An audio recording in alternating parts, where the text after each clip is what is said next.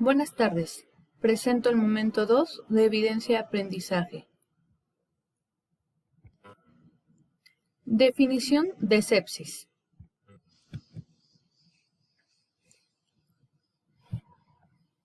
¿Qué es la sepsis? La sepsis ocurre cuando las sustancias químicas liberadas en el torrente sanguíneo para combatir una infección desencadenan una inflamación en todo el cuerpo. En consecuencia, puede ocurrir cambios que dañen varios sistemas. Los órganos dejan de funcionar correctamente, lo que puede causar la muerte. Los síntomas incluyen fiebre, dificultad para respirar, baja presión arterial, ritmo cardíaco acelerado, confusión mental. El tratamiento incluye antibióticos y fluidos intravenosos. ¿Qué es el síndrome de respuesta inflamatoria? Es una entidad clínica siempre secundaria en una patología subyacente, la cual debe ser identificada para instituir el tratamiento adecuado. El proceso inflamatorio se produce y mantiene por la actividad de células inflamatorias que sintetizan y secretan mediadores pro y antiinflamatorios, conjunto que se puede englobar bajo el término sistema celular inflamatorio. La sepsis es una de las causas más frecuentes de presentación del síndrome.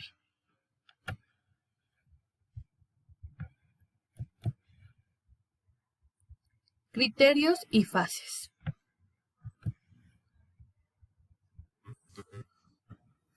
Criterios para diagnosticar sepsis. Temperatura corporal mayor de 38 grados. Frecuencia cardíaca mayor a 90. Frecuencia respiratoria mayor a 20. Leucocitosis mayor a 1200. Leucopenia menor a 4000. Estado mental alterado. Edemas significativos o balance positivo de fluidos. Hiperglucemia mayor a 140. Recuento de leucocitario normal con más del 10% de formas inmaduras. Anormalidades de la coagulación y ileo, ausencia de ruido intestinal.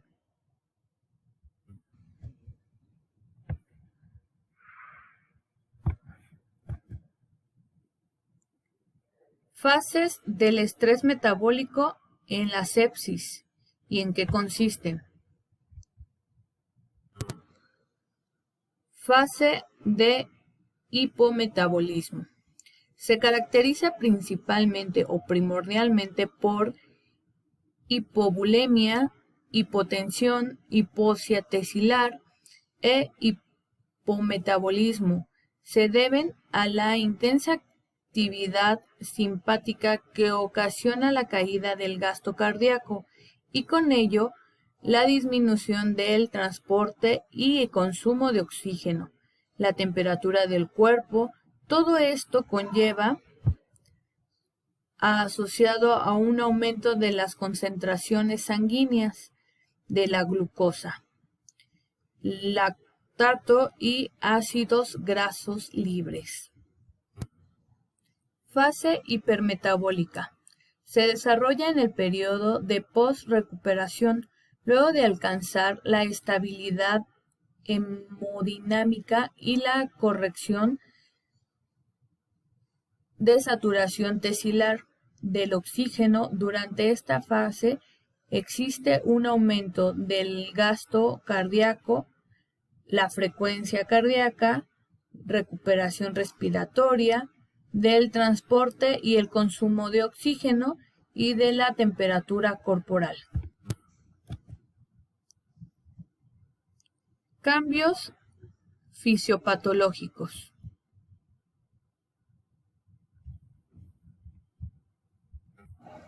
¿Cuál es el incremento de gasto energético con una persona con sepsis?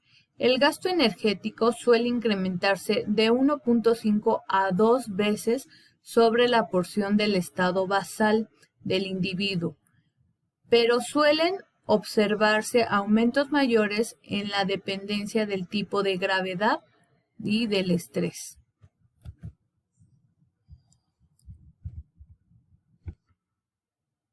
¿Qué es la falla orgánica múltiple en la sepsis? Es cuando se deprime la gluconeogénesis hepática, por lo que se puede aparecer hipoglucemia. En esta se aumenta la concentración sanguínea de ácido láctico y disminuye la capacidad del hígado para sintetizar las proteínas.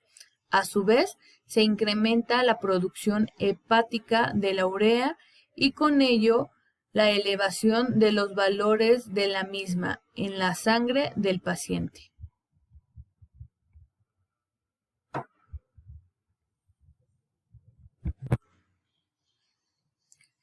Menciona 10 alteraciones fisiológicas en las fallas orgánicas múltiples.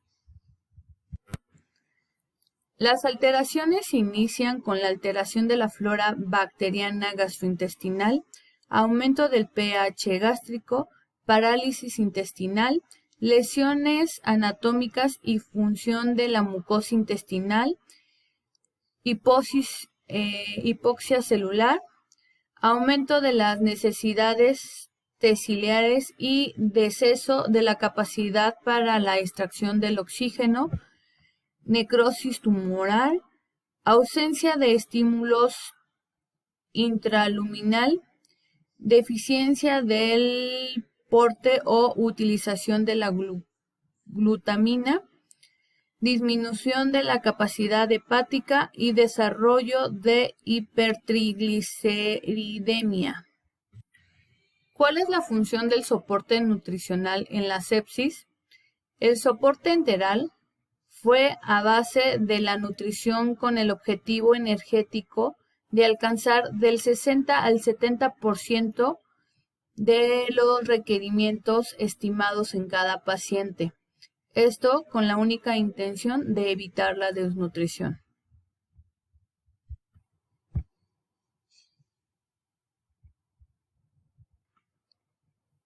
En particular, ¿cuál es la función de la nutrición enteral y cuándo se debe de indicar en la sepsis?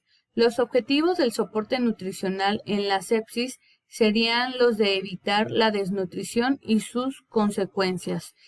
En las funciones orgánicas, proveer el aporte adecuado de nutrientes para contrarrestar las alteraciones metabólicas, prevenir el desarrollo de complicaciones secundarias como el fracaso multiorgánico y la sobreinfección.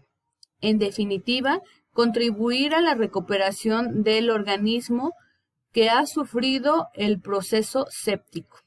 ¿Cuáles son las contraindicaciones de la nutrición enteral en la sepsis?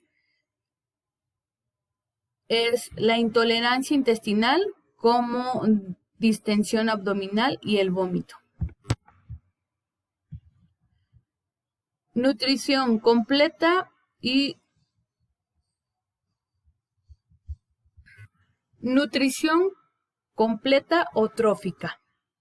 La nutrición enteral trófica, como su nombre lo dice, se limita al aporte bajo de calorías.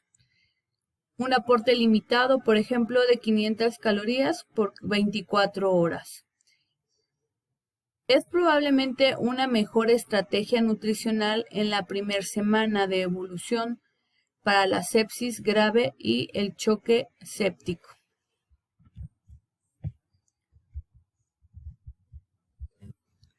¿Cuál es la función de la nutrición parenteral? La función es nutrir al paciente en estado crítico. Sin embargo, la nutrición parenteral debe reservarse para aquellos pacientes con sepsis que no pueden recibir nutrición enteral por algún problema en el tracto digestivo o cuando no se alcanzan los requerimientos nutricionales con la vía enteral. ¿Cuáles son las recomendaciones de hidratos de carbono, lípidos y proteínas en pacientes sépticos? Se recomienda un aporte de 2 a 3 gramos de carbohidratos, de 1 a 1.5 gramos de lípidos y de 1.5 a 2 de proteínas. En porcentaje diario, carbohidratos del 40%, lípidos del 25% y proteínas del 35%. Esto es todo para mi presentación del momento 2. Espero sus comentarios. Gracias.